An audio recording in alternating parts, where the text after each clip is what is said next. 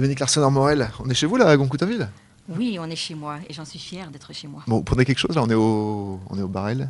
Oui, bien sûr, on a notre ami Jean-Charles qui va bien nous Jean-Charles, servir tu quelque nous sers chose. quelque chose? Oui, oui, comme d'habitude. Bon, ça s'est bien passé la rentrée? Très bien passé, oui, oui, oui, oui. Très bien passé. Faut dire que la rentrée pour moi, on va. Bon, c'était un peu plus calme, on va dire, cet été, mais n'ayant pas pris de vacances, pourquoi? Tout simplement parce que bon, sur le littoral, nous avons quand même un grand littoral et auquel il y a quand même pas mal d'attractivité, de dynamisme, ça et tout, et de représentation aussi, auquel il faut être très, très Vous voulez dire, attentif. vous avez coupé des rubans tout l'été? C'est ça que vous voulez Un dire? peu, on va dire un peu. Un peu. Et d'autant Ça, plus. c'est pas forcément un travail. Non, c'est Non, pas ce qui ouais, me. Non, non, non, non, non. Non, c'est pas la chose qui qui vous, m'inspire le ouais. plus. Non, moi, ce qui m'inspire le plus, enfin, auquel je suis plus touchée et accrochée, auquel je fais, c'est plus le terrain et la rencontre de la population et pouvoir discuter de diverses choses, problèmes qu'ils rencontrent, et puis, et à la limite, pourquoi Ils vous pas. disent quoi les gens justement, parce que finalement, c'est sur ces moments-là qu'on croise les élus. C'est sur les coupées de rubans, les inaugurations, les poses de première pierre. Et là, il y a un accès direct et facile aux élus. Ils vous disent quoi en général? Ils viennent vous dire Eh ben, les demandes les plus fréquentes. Alors, les demandes les plus fréquentes, évidemment, c'est par rapport à ma fonction, qui est sécurité routière, comme je suis en charge de la sécurité routière dans tout le département. Et en général, on revient régulièrement, devant chez moi, ça roule trop vite. Est-ce que ce serait possible de mettre un panneau 70? Est-ce que ce serait possible aussi de mettre un radar pédagogique? Voilà, il y a plein de petites choses comme ça auxquelles on essaye de voir et de mettre en place. Et bon, après, c'est vrai que bon, il n'y a pas que ça, mais il y a plusieurs choses. Ça peut être aussi bien du social. Ouais. Le social, évidemment. Il y a aussi la partie des seniors. Il y Et a aussi... sur l'aspect sécurité routière, vous êtes la Madame Sécurité routière du département de la Manche, Oui. hein? On vous voit en photo sur Facebook avec les gilets jaunes. MTG. Ouais, MTG. ouais. Oui, MTG, oui. Alors ça, c'est quelque chose qui me tient à cœur. C'est vous Après, qui vouliez avoir cette responsabilité ou on vous l'a donné quand vous avez non, été élu non. en mars Alors, 2015? ah, voilà. Ça, c'est une longue histoire. On me l'a attribué tout simplement parce que j'ai un passé. Mais un passé, on va dire, bien sûr, très relationnel et quelque chose auquel c'est un passé d'une passion et d'une grande passion. Qui est, on peut savoir? Je suis une ancienne copilote de rallye. D'accord. Voilà. Sur quel type de... Alors, sur plusieurs types de voitures, pendant 30 ans, on va dire. 30 ans, alors évidemment 30 ans, alors 20 ans de course, mais 10 ans de, on va dire, commissaire, parce que mon époux était quand même commissaire fédéral à l'époque. Et un jour, à force de sillonner en long et en large la France, on s'est dit, c'est bien d'être commissaire, mais il y a un moment, on a voulu passer de l'autre côté de la barrière. Qui veut dire de l'autre côté de la barrière dans un véhicule? On a acheté notre première voiture. Et là, vous avez évolué sur quel type de rallye? C'était quoi votre première voiture? À la première voiture, voilà, on a voulu rester simple, comme on est. 205. Non. Super 5. Non, non, une Rallye 2. C'est quoi ça, une Rallye 2? Une Rallye 2, c'est une Peugeot, une petite, on va dire, c'est une petite 5000, voilà. Ouais, d'accord. Voilà, c'était ça. Et on a voulu faire nos débuts dessus, parce qu'on a dit, on va quand même pas non plus mélanger vitesse et précipitation. Allons-y progressivement, comme on sait faire. Et donc, j'adorais cette voiture. Ouais. Parce que cette voiture, c'était, même au point de vue mécanique, c'est pas comme maintenant où il faut, c'est beaucoup de la technique haute, assez haute performance, que là, on arrivait... C'est simple, quoi. Oui, on avançait la voiture, ouais. 2 boulons enlevés sur une palette, terminé, le moteur était déjà sorti. Donc voilà. Ensuite, est venue l'idée aussi de nous séparer, on va dire, du véhicule. Pourquoi? Tout simplement parce qu'ayant 2 enfants, on s'est dit, si jamais il nous arrive quelque chose, nous sommes quand même 2 dans le véhicule. Ah oui, donc vous avez eu cette stratégie de réflexion par le pire en vous disant, si jamais on se crache, voilà. Nos 2 enfants perdent leurs 2 parents. Voilà, c'est ça. Alors, on s'est dit, voilà, on va faire une division. On va aller... Moi, je vais partir dans une autre voiture et mon époux va continuer sur cette voiture. Bon, lui, après, ensuite, a racheté une autre voiture. A voulu... aller beaucoup plus haut, il est parti sur une 309 CZ. Alors, je vous dérange 2 secondes, je voulais savoir ce que vous souhaitiez boire. Alors, un petit thé. Un jus d'orange pour moi.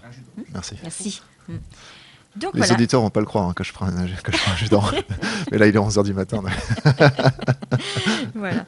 Et donc, alors lui, il a acheté sa petite 309 CZ. Ok, il a fait son petit parcours avec une autre copilote, ou voire un copilote aussi, parce que il aimait bien aussi avoir la mixité dans la voiture. Et ensuite, moi, j'ai pas eu besoin d'aller chercher des pilotes, puisqu'on m'avait déjà repéré. Comme un très bon copilote. Même avec notre petite Sim Camille. Et alors, c'est de là que vous est venue cette fibre sur la voiture, sur la sécurité routière? Alors, tout simplement, non. Étant donné que j'étais quand même quelqu'un de terre intérieure, parce que quand on fait reconnaissance, on appelle ça, on tronçonnait. Avec le bitume, on voyait un peu, nous, on savait si on pouvait passer vite ou pas vite, et on pouvait mesurer les degrés, voilà, à la vitesse qu'on pouvait aller. Ensuite, voilà. Je n'avais seulement dit dans ma campagne départementale comme quoi que oui, j'étais copilote de rallye pendant tant de temps, c'est tout, mais je n'avais pas épilogué un peu plus. Ouais. Sauf que mon président de département, Philippe Bas, qui est Philippe Bas, a justement enregistré ce petit message.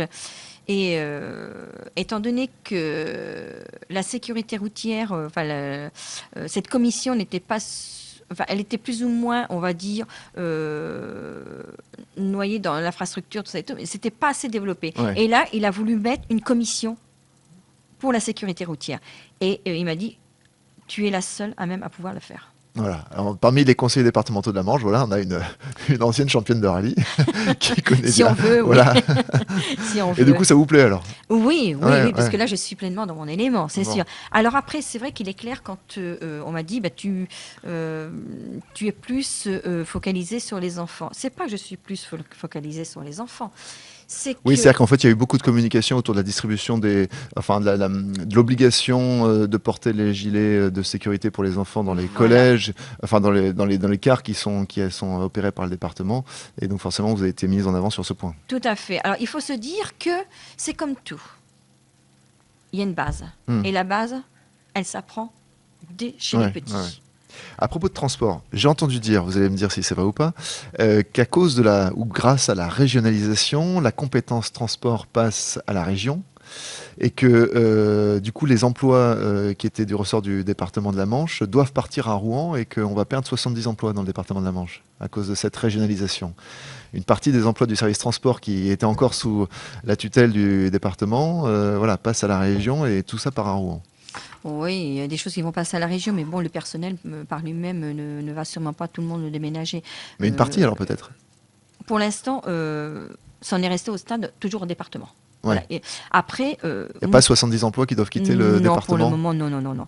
Non, pour le moment, ce n'est pas encore, on va dire, d'actualité. Mais ce qui est, moi, ce que je voudrais, c'est que, à la limite, qu'on garde tout, voilà, justement, au conseil départemental et qu'on fasse une antenne. Qu'on fasse une antenne, parce qu'il faut penser que toutes ces personnes-là, déjà, on a des problèmes d'infrastructure, il ne faut pas l'oublier, on a des problèmes de réseau routier, on a des problèmes ferroviaires. Donc, et ces personnes-là, il faut aussi dire qu'ils ont quand même tous plus ou moins une maison. Ils ne vont quand même pas non plus revendre leur maison pour aller soit à Caen ou soit à Rouen. Je ne vois pas. Vous pensez qu'on arrivera à inverser le courant de la régionalisation, de la concentration des services? C'est un peu le sens de l'histoire, malheureusement. C'est un peu le sens de l'histoire. Pour l'instant, voilà, rien n'est encore fait. C'est pas encore. On peut pas non plus, je veux dire, mettre les choses en avant. Il faut attendre, voir les choses comment ça va se faire. Bon. Mais ça serait quand même bien et surtout réfléchissons tous ensemble et en bonne intelligence d'ailleurs, afin que les personnes puissent conserver, je veux dire. La proximité, parce que ça c'est bien, mais la proximité. Bon, alors c'est un dossier à suivre. Un dossier à suivre. Vous avez vu Stéphane Travers dans Ouest France la semaine dernière, qui annonce qu'il est candidat à sa propre succession sur la circonscription de Coutances-Valognes. Vous pensez qu'il a des chances de repasser aux élections législatives en juin prochain, le député sortant de Coutances-Valognes? Alors des chances, on va dire oui et non, voilà. Il ne faut pas non plus vendre la peau d'ours avant de l'avoir tué. Il faut voir les choses comme elles sont. Après, alors, moi, Stéphane Travers, j'ai de très bonnes relations avec. Tout le monde dit qu'il a de très bonnes relations avec lui. Voilà. C'est ce que ça serait mentir. C'est ce que disent les élus de tous bords. Voilà, ça serait. Alors ensuite, après, Bon, il fait du travail. Bon, c'est vrai il vient moins tout ce qui est par le Coutançais, tout ça et tout. Il est plus basé vers Ouais, plus Valognes, sur le Cotentin, voilà, plus ouais. sur le Cotentin. Ça, c'est clair. Ensuite, il a des idées qu'il défend. Il a du travail auquel des fois on se rejoint ou on se rejoint pas. Mais c'est quand même une personne aussi auquel il est quand même abordable et auquel on peut discuter avec lui. Moi, je n'y vois pas d'inconvénient, hormis Donc, la couleur. oui, Hormis la couleur. mais du coup, Mais sinon, il a une bonne popularité et ça et peut lui servir de base de réélection en juin. pourquoi pas? Après, c'est à nous de faire le travail. Oui, parce que C'est à nous. bon, vous, on rappelle que vous êtes dans l'autre camp, vous êtes Exactement. dans le camp C'est de à la nous de droite. faire le travail. Après, Alors qui vous mettez en face alors, face à Stéphane Travert pour les élections législatives de juin 2017? Les Républicains, le centre. Quel candidat ils mettent en face de Stéphane Travert?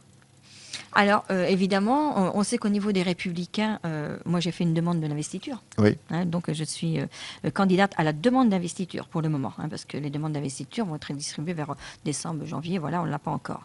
Ensuite, je sais que Jean-Manuel Cousin l'a demandé aussi. Ah bah, il y pense depuis plusieurs années et pas Voilà. qu'en se rasant, je pense. Voilà, Jean-Manuel il y Cousin. pense. Alors, pourquoi il y pense? Tout simplement, bon, Jean-Manuel, bon, quelque part, après, bon, il défend son bout de gras, hein, comme chacun défend son bout de gras, c'est clair. Mais tout simplement parce qu'il a le nom Cousin, et le nom Cousin, c'est pas que lui qui l'a travaillé, ce nom au niveau de la cote de la popularité, c'est quand même son père qui a été aussi. Vous pensez que finalement il bénéficie d'un héritage et que lui n'a pas fait grand-chose? Alors, il bénéficie d'un héritage, oui, qui n'a pas fait grand-chose. Après, ça n'en tient qu'à lui. Voilà, bon, il est conseiller régional. Après, c'est ce que je vous dis, chacun défendra son bout de gras, hein, c'est clair. Alors ensuite, il faut se dire... Il se dit que étant une femme, vous avez quand même peut-être plus de chance que lui parce que bon, il y a les questions de parité, il faut essayer de faire une représentation ou au moins des candidats dans des proportions relativement proportionnelles, enfin relativement équilibrées et équitables entre hommes et femmes, et que du coup dans le département de la Manche, c'est cette circonscription-là qui tomberait dans l'escarcelle d'une femme, en tous les cas pour la candidature les Républicains UDI. Oui, voilà, c'est ce qui se dit pour l'instant, parce que c'est vrai qu'il est clair qu'ils veulent, on va dire, la mixité. Parce que moi, le mot parité, je ne suis pas très... voilà. Donc, voilà, on va dire la mixité. Après, il le sait très bien. Pourquoi? Parce que dès lors où on m'avait contacté, moi, sur Paris, justement pour m'annoncer ça, je suis allée le voir. Pour vous dire que voilà, cette circonscription pourrait être réservée à une femme. Voilà, tout à fait, exactement, oui. Et qui vous a contacté alors? C'est au niveau de Paris, au niveau du parti. C'est au niveau du parti. C'est au sommet? Voilà, c'est alors, ça. Oui, dites-nous. Non, le nom, je ne peux pas le dévoiler. Voilà. Bon, vous êtes mieux placé que Jean-Manuel Cousin, apparemment, puisque vous avez eu l'information avant lui. Oui, parce que c'est moi en plus qui lui ai apporté l'information. Alors ensuite, quand je lui ai apporté l'information, parce que je ne l'ai pas pris en traite, parce que je suis quelqu'un qui est, on va dire, proche des personnes et qui va apporter l'info aussi, parce que je ne veux surtout pas prendre des personnes en traite et puis je ne veux surtout pas avoir cette politique-là. Donc, aussi bien que je suis allée le voir, aussi bien que je suis allée voir aussi qui est le président aussi du parti Philippe Gosselin, voilà, et auquel... l'info, il était pleinement d'accord sur l'info que je lui ai apportée. Parce qu'évidemment, au niveau des partis, il y a des pénalités. Il y avait déjà des pénalités. Et maintenant, il est clair que s'il n'y a pas cette mixité, les pénalités vont doubler. Donc, alors Philippe Gosselin qui nous a annoncé à notre micro lors de la foire de l'essai que voilà, lui, il a pris fait et cause pour Jean-Manuel Cousin pour cette candidature sur le canton de Coutances-Valognes pour les élections législatives, les Républicains 2017. Oui, voilà. Alors moi, je lui ai envoyé un petit message parce que bon, il y a une petite incohérence que quand on s'est vu par rapport à ce qu'on s'était dit. Donc j'étais, on va dire, très surprise. Bon, après, il fait ce qu'il veut, c'est son problème, c'est pas le mien. Moi, je me battrai jusqu'au bout, quoi qu'il arrive. Et en plus, bon, c'est la petite phrase qui a été dit que c'était une question de sexe. Alors là, par contre, ça, je le prends au premier degré. Pourquoi? Tout simplement, étant donné que ça veut dire, dans ses propos, que les femmes ne sont pas capables de faire quoi que ce soit. Donc, c'est, on va dire, le terme, on va dire, du misogyne. Misogyne, oui. Oui. Oui, parce qu'en fait, il a dit sur la circonscription Coutances-Valognes, il y a un problème de sexe. Sous-entendu, voilà, faut faire plutôt le choix d'une femme que d'un homme, et on n'a pas le choix, quoi. Oui, voilà, ça veut dire que ils ont le couteau sous la gorge, on va dire en gros comme ça, et qu'ils n'ont pas le choix, et qu'il faut absolument que ce soit une femme. Après, c'est pas moi qui l'ai décidé. On me l'informe, on me le dit. Si après d'autres personnes veulent défendre aussi leur bout de gras pour essayer, c'est leur droit.